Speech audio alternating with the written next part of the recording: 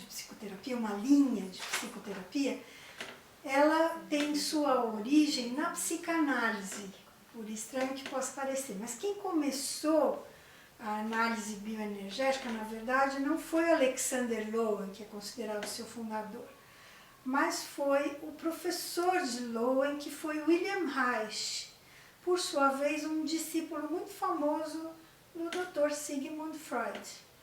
Então nós somos muito orgulhosos dessa nossa origem, né, dessa nossa descendência, vamos dizer assim, né, que começa com o avô, né, que é o Freud, passando pelo Reich, e o Lowen, que hoje já falecido, mas foi o grande fundador de todas as práticas bioenergéticas que se conhecem, né?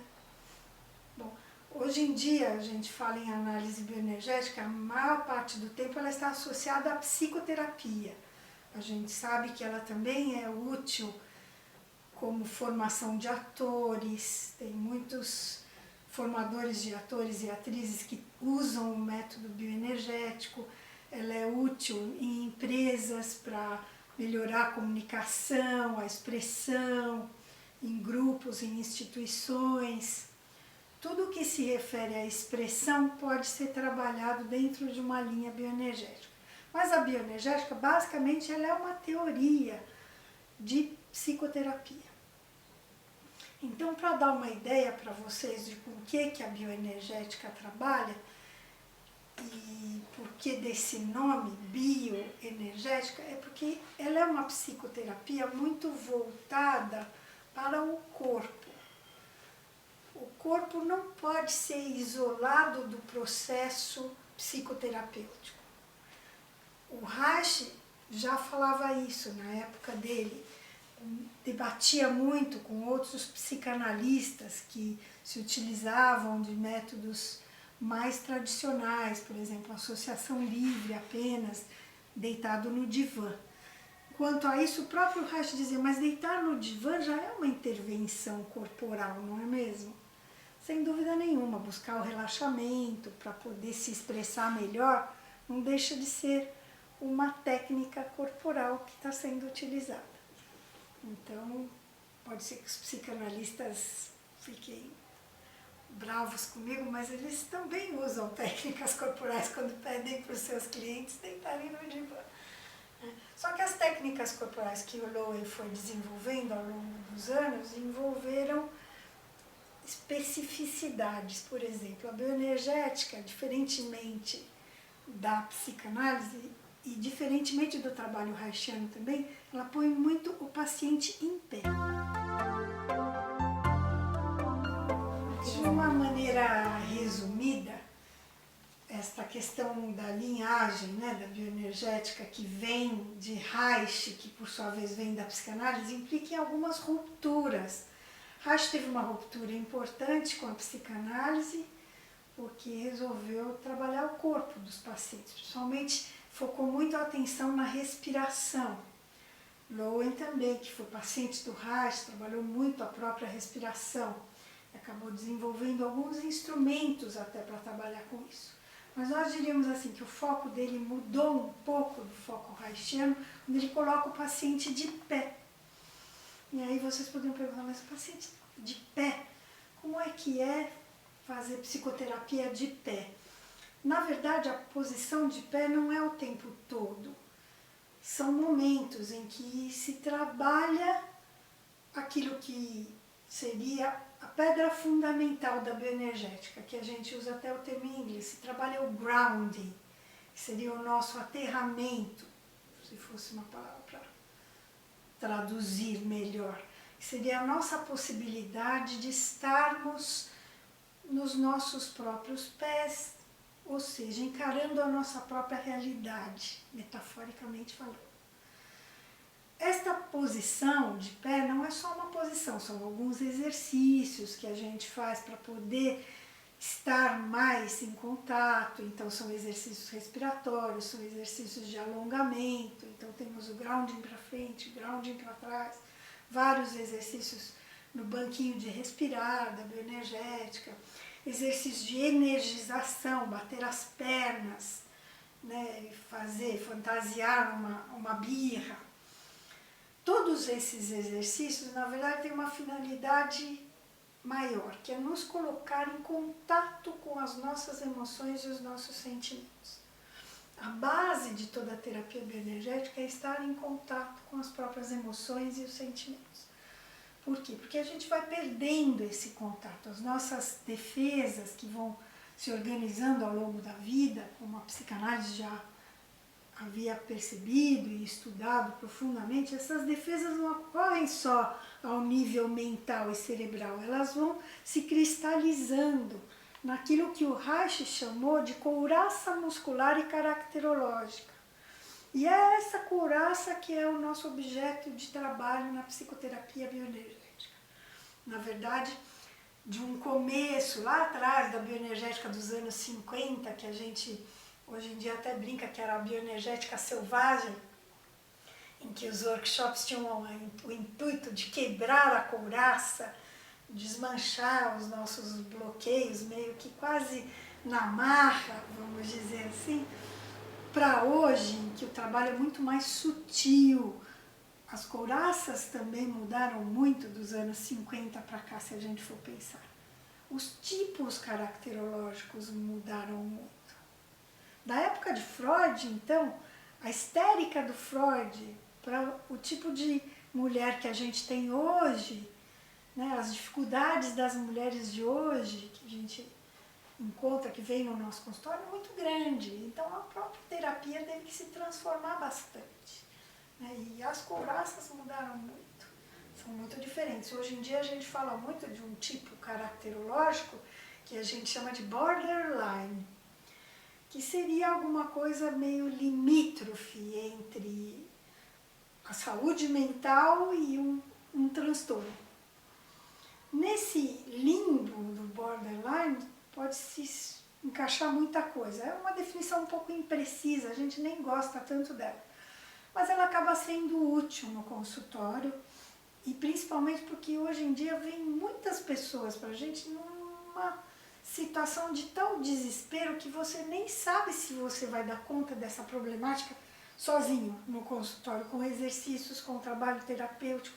Muitas vezes você vai precisar de mais coisas, vai precisar de ajuda de um psiquiatra, de uma medicação, de outros profissionais que vão trabalhar junto com você, reunir a família em torno dessa pessoa. E a gente poderia dizer o que aconteceu com essa couraça, né? Na verdade, a gente nem poderia usar o termo couraça no caso do borderline, porque o que há é uma falta de um contorno muito claro. Então, esta couraça muito esburacada também, com muito volátil, com muita dificuldade de se organizar, também é um problema que precisa se constituir. Então, aí os trabalhos corporais vão numa linha muito diferente daqueles do início da bioenergética, de gritar, botar tudo para fora.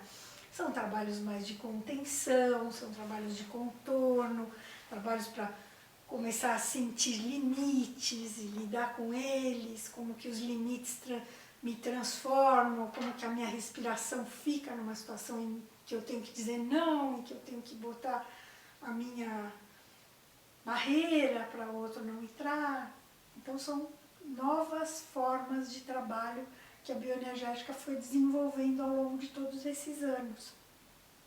Então tem gente que chega para fazer uma terapia bioenergética porque leu um livro do Lowe, um livro mais antigo, e quer aqueles trabalhos, tem vontade de fazer daquele jeito, e nem sempre é o trabalho mais adequado para aquela pessoa naquele momento. Então hoje o profissional com formação em bioenergética precisa estar muito atualizado, até porque tudo está mudando muito. Né? A neurociência, que veio muito contribuir, trouxe muitos ensinamentos, então hoje a gente trabalha em níveis muito profundos para conseguir mudanças a nível cortical, subcortical, a nível de sistema nervoso mesmo, de neurônio. Então a bioenergética, podendo trazer a pessoa cada vez mais em contato com o seu corpo, exerce uma função importantíssima da pessoa começar a se apropriar do seu funcionamento em níveis biológicos mesmo. Por que que eu não tenho? Por que eu vou ter que tomar esse antidepressivo? O que ele vai fazer comigo? E aí as perguntas que a pessoa vai fazer, o entendimento que ela vai ter do seu próprio funcionamento é outro, porque ela vai estar ali buscando um autoconhecimento. Mas para tudo isso ela precisa primeiro aterrar, estar grounded nos seus sentimentos. E esse é o primeiro objetivo da bioenergética, da análise bioenergética. Agora, por que a gente se chama análise bioenergética, né? O instituto, que é um instituto que nasceu nos Estados Unidos, porque Lowen era americano, Reich na época viveu nos Estados Unidos também, um tempo antes de morrer. O International Institute of Bioenergetical Analysis se chama assim como um tributo à psicanálise, porque Lowen nunca negou a origem analítica da bioenergética. Então, quando a gente faz uma leitura, que é uma leitura caracterológica e corporal, a gente está levando em conta a psicanálise. Então, o que aconteceu com a história desse indivíduo? Por onde que ele passou? Esse corpo chegou aqui, mas ele tem uma história. Como que ele nasceu? Como que foram os primeiros cuidados? Como que ele passou a fase edípica? Tinha outros irmãos? Como era a relação? Pai, mãe? Então, toda essa história cristalizada no corpo vai nos contar muita coisa. Mas também nós vamos querer ouvir essa história do nosso paciente. Então, é um processo analítico. Inclusive porque o próprio paciente precisa também se apropriar analiticamente do que está acontecendo com ele. Ele tem que entender onde foi que aconteceu o principal bloqueio. Por exemplo, um bloqueio respiratório pode ter origem, às vezes até perinatal, um cordão, uma situação que às vezes a pessoa nem sabe que teve. Então, com a análise, ela se interessa, vai buscar essa informação, vai perguntar para a mãe, ou se foi amamentado no peito, se não foi amamentado, se teve problema nessa amamentação, se a mãe teve outros filhos quando ele ainda era um lactante, o que aconteceu, parou de mamar porque teve um irmão, como que isso repercutiu, né? Então, naquele corpo vai estar cristalizada toda essa história, a gente sabe. Mas a gente não tem acesso, e muitas vezes não tem nem acesso de lembrança, porque são coisas muito primitivas, muito iniciais. Então a pessoa às vezes vai buscar, vai perguntar se ainda tem essa oportunidade.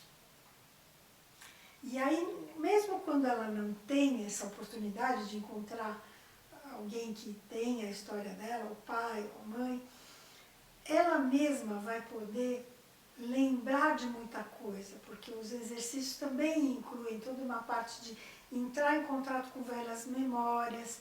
Então, alguns trabalhos sutis nas articulações podem trazer essas memórias, essas situações. Então, a terapia bioenergética hoje trabalha também muito num campo sutil, uma coisa que era mais rara na época do Lowen, que estava desenvolvendo uma bioenergética mais ativa, de acordo com os caráteres que rondavam por lá na época, nos Estados Unidos dos anos 50. Né? Os Estados Unidos vindo de vencer uma guerra, né? De se impor como potência mundial, então os Estados Unidos da força, da realização, da construção, né? A gente até brinca que os caráteres dos terapeutas dizem muito sobre a linha, né, que eles favoreceram. Então, a gente tende a achar que Lowen foi um caráter fálico, narcisista, que construiu a bioenergética nos Estados Unidos na situação de dominação. E que na Europa, as terapias corporais que vinham nessa mesma linha foram para uma linha mais suave, mais sutil, mulheres levando adiante esse processo. A questão que normalmente surge é como a bioenergética pode ajudar as pessoas que sofrem transtornos, por exemplo, né? Transtornos de personalidade. Hoje se fala muito em transtorno, que é também uma questão de nomenclatura. A nomenclatura dentro da psicoterapia mudou muito nos últimos anos.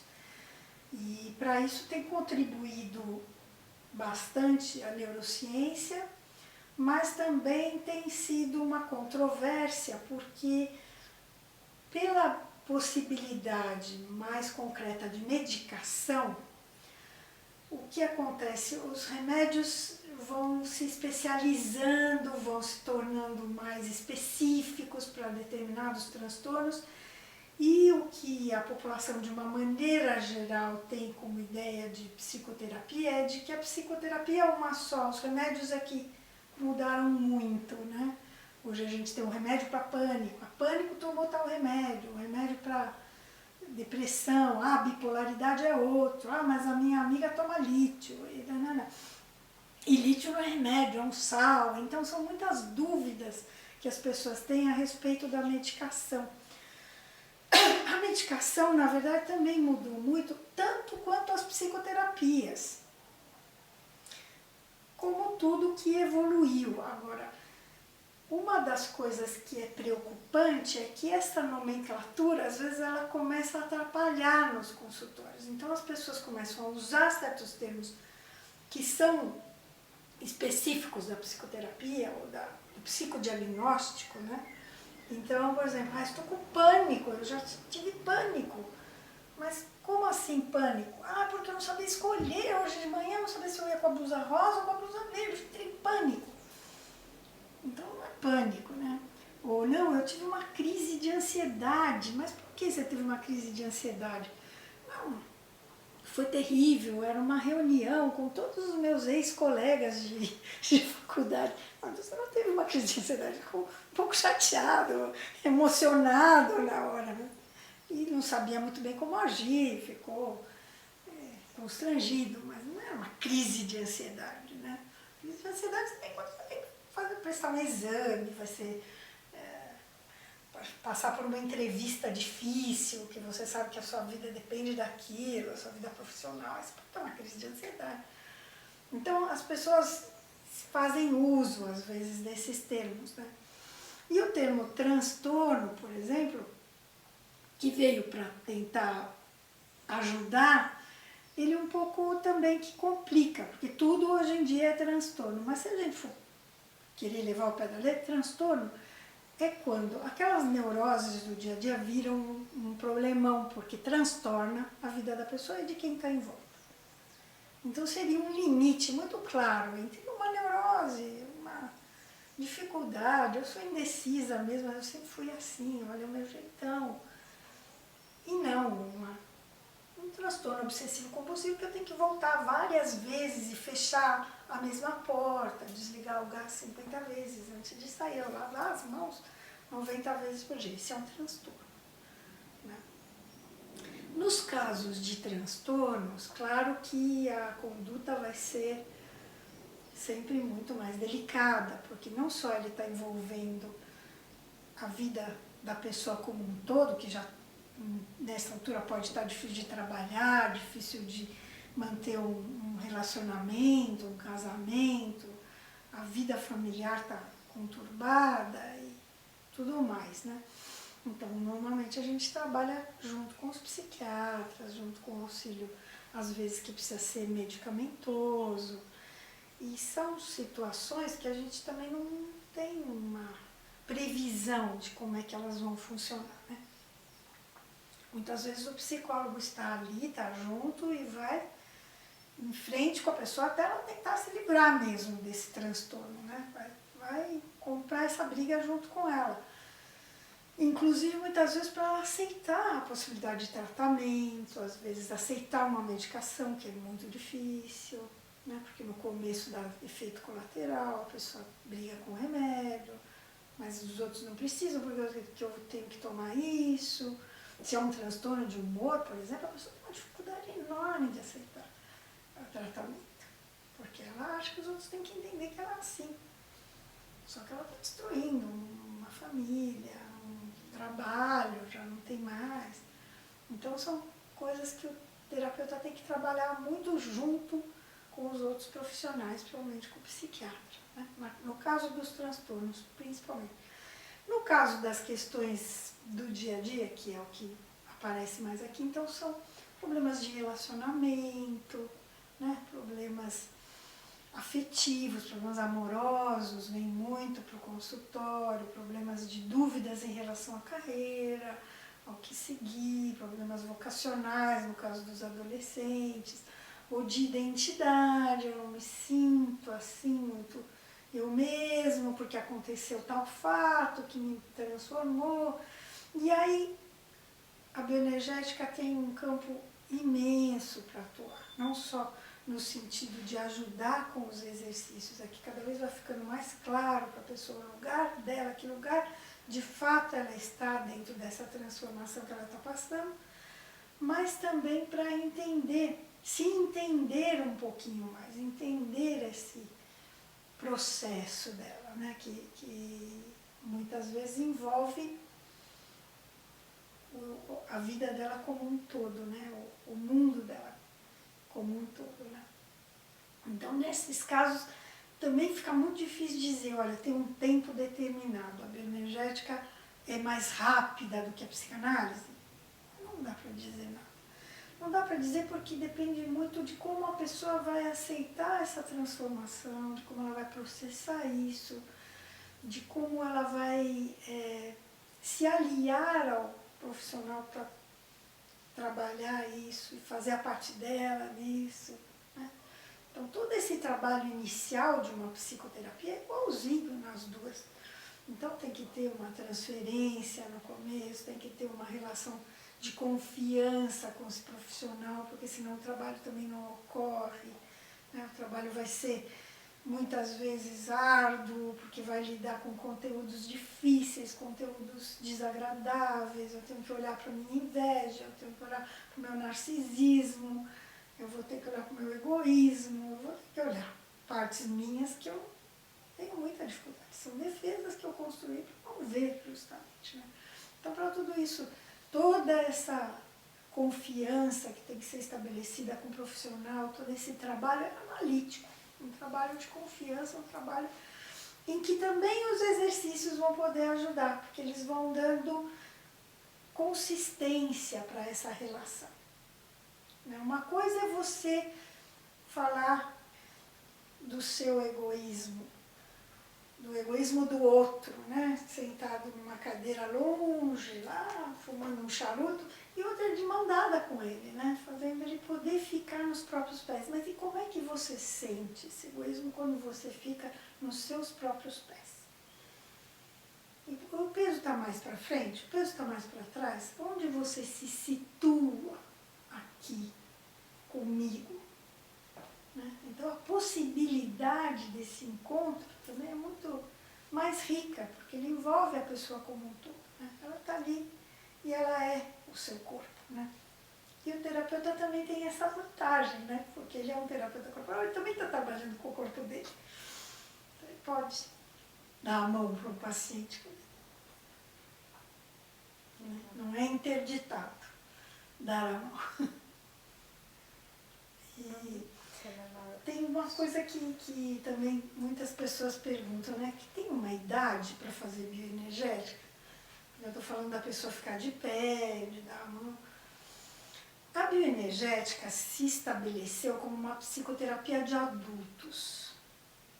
Hoje a gente já transpôs a barreira e trabalhamos bastante com adolescentes e temos alguns profissionais que já desenvolveram técnicas para trabalhar em bioenergética com crianças.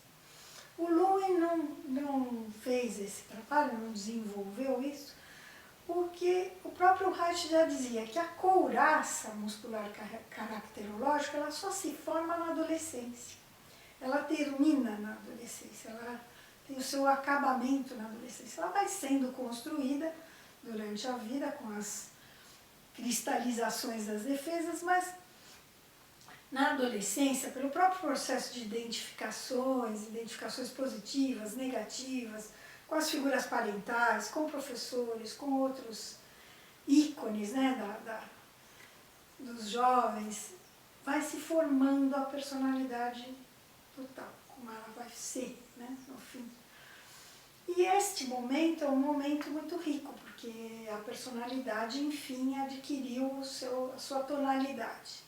Se é um caráter mais fálico, se é um caráter mais passivo, se tem uma tonalidade mais oral ou mais histérica, isso a gente vai perceber mais na adolescência. Mas não que a criança não tenha passado pelas dificuldades também, o adolescente, pré-adolescente, o púber, ele passou também. Então hoje a gente desenvolveu essas técnicas que são bem mais sutis também, mas para já estar trabalhando com adolescentes e com crianças em análise bioenergética.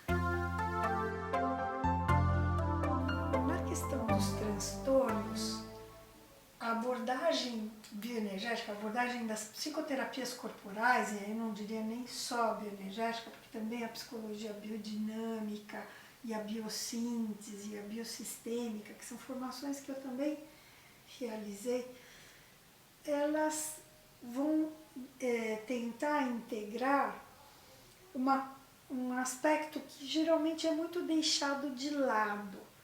Então, por exemplo, todas as questões relativas à alimentação, aos cuidados pessoais, ao exercício, ao papel do exercício no equilíbrio mental, ao papel do sono, das atividades cotidianas, né? Que às vezes a pessoa não se dá conta, ela acha que ela está daquele jeito, mas não se deu conta de que ela está dormindo muito mal, não está se alimentando bem, que ela está desenvolvendo essa situação de estresse, mas numa condição corporal em que ela está sofrendo muito, botando o seu corpo muito em risco, né? Então nós não vivemos só de neurotransmissores, né? A gente tem todo o resto do corpo que também tem que estar funcionando bem. Não basta eu injetar lá uma recaptação para a minha serotonina se todos os meus outros hormônios estiverem confusos e atrapalhados. Eles não vão me ajudar a me livrar desse ocasional transtorno ou estresse ou uma situação de desequilíbrio, né? Então a busca desse equilíbrio corporal, essa homeostase que a gente chama, né? Ela é fundamental. E às vezes a pessoa não tem nem noção, não tem nem consciência de que ela está fazendo isso com ela mesma. As demandas do dia a dia são tantas, né? E eu vejo muito mais, às vezes, muitas mulheres vêm aqui para mim nesta situação. E normalmente a mulher já é um ser que se cuida bastante, né? Porque tem o útero, tem que carregar um neném um dia, ou já carregou, mas enfim, vão ao ginecologista, fazem papai Nicolau, elas têm um cuidado maior com o corpo até do que os homens. Como que elas se deixam, às vezes, ficar numa situação de estresse até maior, né? Porque as demandas são muito grandes. Tanto os homens como as mulheres estão muito demandados hoje em dia, né? Então tem que dar conta de 1, 2, 3 turnos de trabalho, dormindo pouco, se alimentando mal. Então a pessoa pensa que tudo isso não tem a ver com aquilo que ela está vivendo. Então essa depressão veio do nada, não veio do nada. Tem todo um contexto aí por causa que causou, que ajudou a precipitar, né?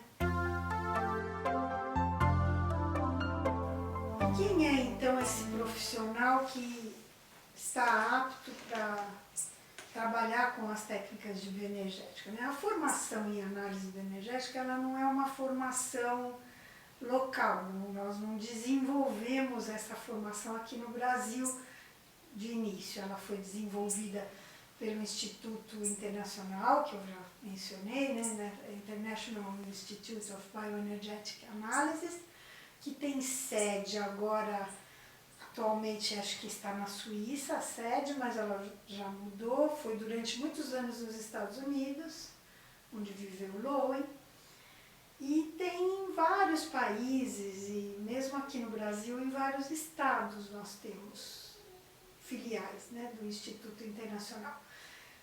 Para fazer análise bioenergética, você não precisa ter uma formação inicial em psicoterapia.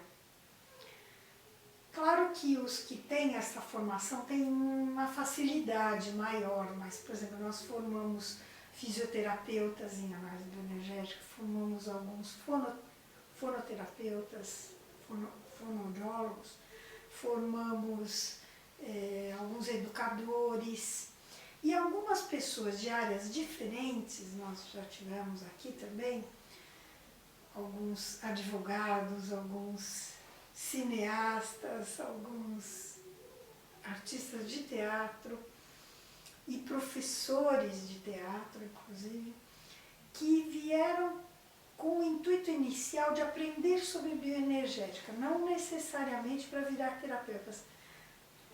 É interessante que alguns até viraram terapeutas, porque a prerrogativa de ser psicoterapeuta não é dos psicólogos. O próprio Freud, com a psicanálise, começou assim, ele instituiu a possibilidade da análise leiga, alguém que não é formado nem em medicina, nem em psicologia, poder adquirir esse conhecimento pelo estudo específico dessa matéria, porque ela é diferente mesmo, ela é muito diferente.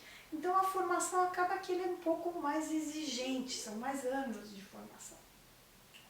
O nosso curso começou com 6 anos, mas havia muita revolta por causa disso, porque eram cursos muito longos e era uma época que as pessoas também poderiam se dar o luxo de fazer cursos de 6 anos. Isso está cada vez mais difícil para as pessoas, então o curso foi encolhendo, hoje ele tem 4 anos, mas na prática o que acontece é que as pessoas ficam um ano a mais para dar conta das dificuldades, enfim, das vicissitudes de se tornar um psicoterapeuta, né? Porque basicamente onde a gente aprende a ser um psicoterapeuta é na nossa própria psicoterapia. Essa sim é uma exigência de que a psicoterapia seja feita na linha em bioenergética desde o início da formação, até porque os workshops que são de formação, de ensino, eles também têm muito conteúdo terapêutico, então eles acabam mexendo muito com as pessoas, elas acabam se sentindo, precisando de estar discutindo as questões delas próprias com um terapeuta. Então, geralmente requer também a terapia desde o início do curso, a formação do psicoterapeuta em análise bioenergética, né? E hoje existem muitos lugares que oferecem cursos, né? Mas o curso de bioenergética está sempre ligado ao Instituto Internacional. Então, o seu diploma vai ser um diploma concedido e filiado ao Instituto Internacional de Análise Bioenergética, que também é uma forma de garantir a qualidade dos profissionais, a ética. Nós temos um código de ética que a gente segue, que vem desse instituto. Temos congressos bianuais, onde a gente discute as inovações, enfim, as novas pesquisas que estão acontecendo na área. Temos uma publicação anual também, que é um jornal. Então, é um instituto grande, com uma história já de mais de 20 anos, né, que nos dá uma segurança para poder estar praticando a bioenergética. Eu tive experiência com pessoas com transtornos, com alguns transtornos, porque hoje em dia elas vêm mais para o consultório do psicoterapeuta.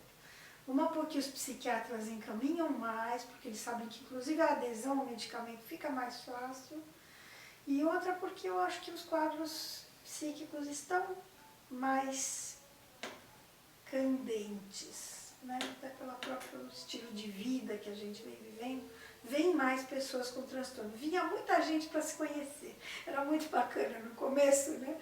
Quando eu estava no meu começo como psicoterapeuta, vinha muita gente, vem me conhecer, eu quero me aprofundar, vem fazer terapia porque é bacana. Um projeto quase intelectual de fazer terapia. Hoje vem muitas pessoas com transtorno, já bem estabelecido um transtorno, ou uma depressão, ou um quadro de pânico, já tratei, quadros de abusos, tanto de drogas quanto de álcool. E algumas pessoas a gente consegue ajudar, eu acho que a gente consegue ajudar a grande maioria, porque a bioenergética vai tendo esta possibilidade também de trazer para o corpo, de trazer para uma realidade física, então onde a abordagem começa a ser mais global e a pessoa começa a prestar atenção em todas as outras coisas que estão em volta, né? Não fica só o transtorno ali como uma coisa para ser tratada, mas e o que? Esse transtorno é de quem? Quem é mesmo que está com o transtorno? Eu não estou tratando de um transtorno, né? Estou tratando da fulana. E aí a fulana é que tem lá todas as suas características, seu jeitão de ser, que possivelmente até levou a que fosse esse transtorno e não outro, mas a gente tem que chegar nessa raiz, para inclusive ela poder se apropriar disso e usar de um jeito melhor aquela defesa ou aquela característica, aquela idiosincrasia, né? Ah, mas eu sempre fui a alma da festa, isso a alcoólatra, né? Mas ninguém quer tirar ela de ser a alma da festa, ela só não precisa todas as vezes beber até ficar mal, né? Até ficar inconveniente e o marido ameaçar de deixar, né? Porque aí é já o transtorno, aí já chegou no transtorno, né? Por que ela não pode ser a alma da festa? Vamos entender o que é ser a alma da festa. Como que foi isso lá na infância? Por que foi necessário? Como se estabeleceu? E por que hoje precisa do álcool para ser, né? Como que chegou nesse ponto? Porque daí fica mais fácil poder abrir mão. São transtornos muito difíceis às vezes, né? Que levam a muita despersonalização. Às vezes a pessoa vai se perdendo dela mesma, principalmente nesses transtornos de abuso, por abuso de drogas ou de alimento. Às vezes a pessoa tem um transtorno alimentar complexo. Vai chegando até uma despersonalização, então tem que voltar para ela, né? Voltar a ser ela mesma. Antes de mais nada, né? A gente não trata transtorno. Eu falo sempre isso. Acho legal falar isso para os meus alunos. A gente não trata transtorno, a gente trata pessoas. Inclusive porque cada uma é diferente totalmente da outra. Não tem fórmula, não tem método, não tem exercício. Ah, então com os compulsivos eu vou para o estudo, os depressivos eu vou fazer grounding. Não tem. Os exercícios de bioenergética não são catalogados para cada transtorno. Toda relação paciente-terapeuta é um encontro, né? E esse encontro, ele pode se dar, mas também pode não acontecer. Acontece de ter alguns desencontros terapêuticos. Muitas vezes o paciente desavisadamente vem parar num consultório onde ele descobre na sala de espera um desafeto enorme, não queria fazer terapia nesse lugar porque vai tal pessoa que eu não gosto. Acontecem coisas que podem interferir, coisas até de fora da relação que podem interferir na relação. E às vezes uma não simpatia. Não gostei, não achei que tem a minha cara esse lugar, achei difícil me abrir com essa pessoa, né? E a terapia é uma relação de confiança que vai se basear totalmente nessa possibilidade de eu me abrir com essa pessoa. Se isso pode ser lidado logo no início, e muitas vezes o terapeuta hábil, experiente, consegue lidar com essa, que a gente chama no nosso jargão, com essa transferência negativa, que às vezes vem de maus tratos em outros relacionamentos, em situações que não são ligadas ao que está acontecendo ali, com aqueles dois aqui agora, né? Muitas vezes o terapeuta consegue superar essa barreira, mas tem vezes que isso não acontece, então cada paciente buscar mesmo ajuda em outro lugar. Agora, o terapeuta experiente vai buscar normalmente uma supervisão para entender o que aconteceu. É fundamental para ele entender por que aquele paciente não ficou. Normalmente, o Reich já dizia isso. Cada aprendizagem nova nos custa um caso. Alguém foi embora para eu aprender alguma coisa. Vocês imaginam que com 42 anos de terapia eu já perdi muitos pacientes. Para aprender um pouquinho, né? Chegar aqui.